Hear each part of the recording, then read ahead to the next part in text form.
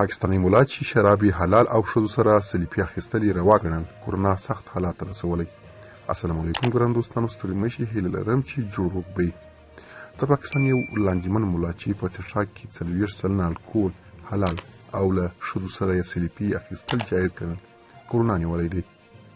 د پاکستاني رسنیو د راپورونو په وینا مفتي عبدالکبیر له تېرو 3 ورځو راهیسې سخته تبه درلوده او په تنفس کې یې هم مشکل درلوده چې اوس روغتون ته انتقال شوی دی.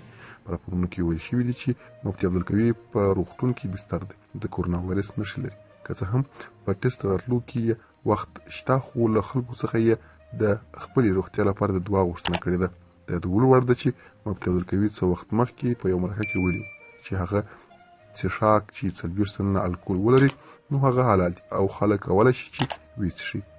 همداراز په خپله یوه مرکه کې مفتي عبدالکبیر دا هم ویلي و چې له ښځو سره سلفي اخیستل جایز دي او له مانه چې هره ښځه د سلفي اخیستلو غوښتنه وکړي نو زه ډېر خوشحالیږم. هغه په دغه مرکه کې ویلي و چې ښکلو مخونو ته په کتلو کې بد څه نشته دی او هر چېرته چې ښکلې ښځه وویني نو زړه یې غواړي چې همداسې ورته وګوري.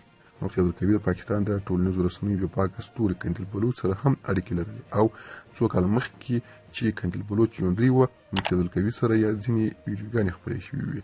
قندیل بلوچ ویلي و چې مفتي عبدالکبیر د روژې په میاشت کې هغه سره په یو هوټل کې لیدلي او روژه یې هم نه ونیولې.